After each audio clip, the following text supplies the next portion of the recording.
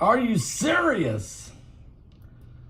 Are you serious? Welcome to the coming apocalypse. I am Pastor Paul Begley, and yes, that is concern. Remember that webinar? That was amazing webinar. We'll get your DVD of that. Do it now. Go to my website at paulbegleyprophecy.com. Let's put a shout out right now for noblegoldinvestment.com. That's www.noblegoldinvestment.com. There's no denying it. Gold is hot right now. Prices are soaring, and experts are predicting even more to come. Not so long ago, gold reached its all-time high of $2,069 an ounce. And now it's inching ever closer to that number again. Bank of America, one of the largest banks in the world, is saying gold will rise further still to even over $2,200 an ounce later this year. So what, right? Well, gold is already a safety net for your hard-earned money.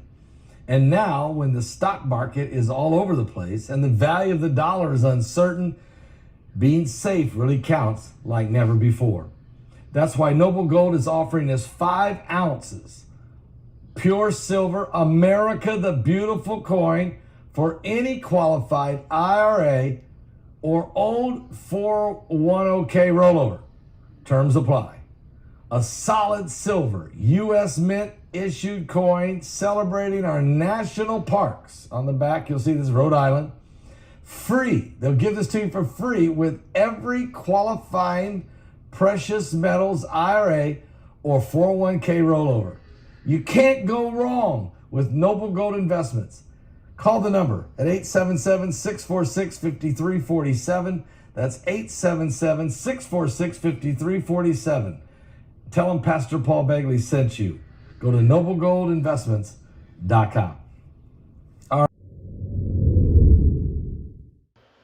On a recent Saturday morning, the line outside the American Red Cross food pantry in Boston, Massachusetts stretched for the length of 2 football fields, painting a grim picture of the current situation. Now, the director, David Andre, revealed that the number of people seeking assistance at the Red Brick Industrial Zone warehouse now surpasses the worst periods of the pandemic-induced economic crisis. In fact, April witnessed the second highest monthly traffic since the pantry's establishment in 1982, the New Brunswick News reported. Similar to food banks across the nation, Andre's organization has been overwhelmed with requests for help as food stamp recipients face a double blow. Firstly, the temporary increase in benefits implemented during the pandemic expired. And secondly, the burden of rising grocery prices, which have escalated by 24% compared to pre-COVID levels, exasperates the current situation.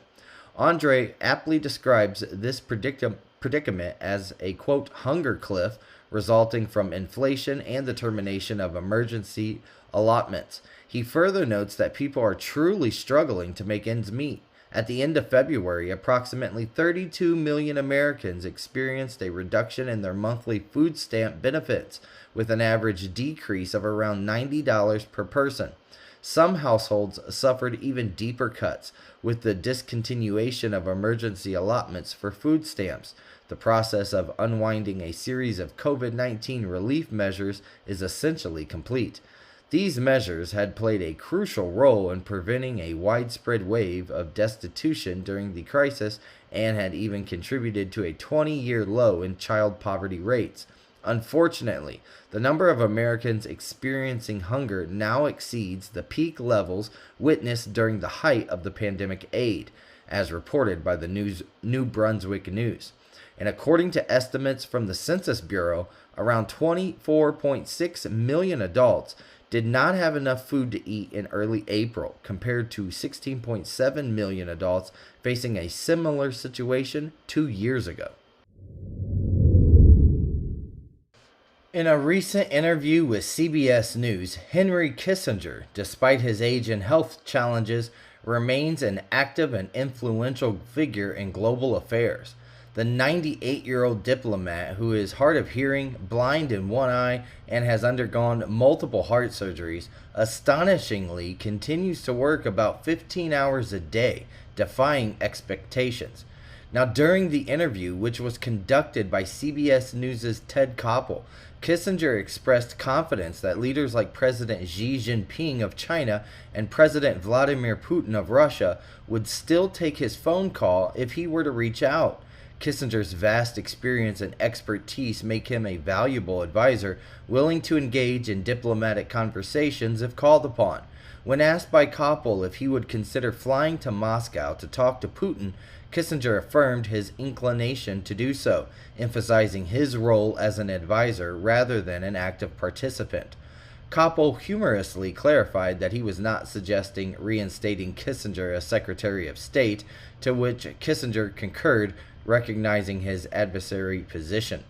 Kissinger's long career and his association with numerous United States presidents are evident in the photographs that surround him, underscoring his substantial contributions and validating the adage, quote, "If you can do it, it ain't bragging," in discussing the current crisis in Ukraine.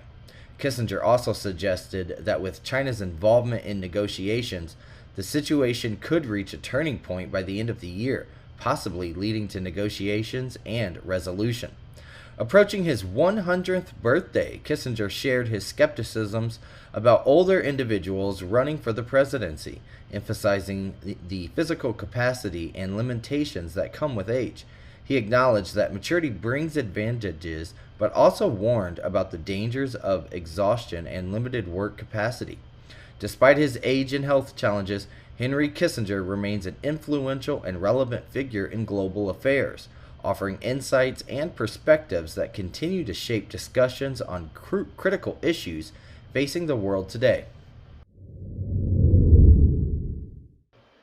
Officials reported that in the early hours on Sunday, an SUV crashed into a group of people waiting at a bus stop in a Texas border city, resulting in the tragic death of 8 individuals and leaving at least 10 others injured. The victims, believed to be migrants, were gathered near the Ozanam Center, which is a Catholic charities facility in Brownsville. This is according to a senior law enforcement official, NBC News reported. Now, initially, 7 deaths were confirmed shortly after the collision occurred at approximately 8:30 a.m. local time. However, later on Sunday evening, Brownsville Mayor Trey Mendez announced an additional fatality while emphasizing that several others remain in critical condition.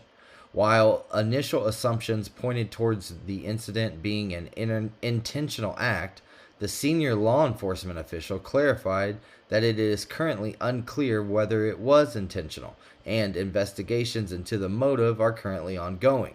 Brownsville Lieutenant Martin Sandoval echoed this sentiment during an interview, explaining that the police are also exploring the possibilities of the driver being intoxicated or the incident being an accident. Unfortunately, the driver, identified as a Hispanic male, has not been cooperative with investigators, as stated by Sandoval.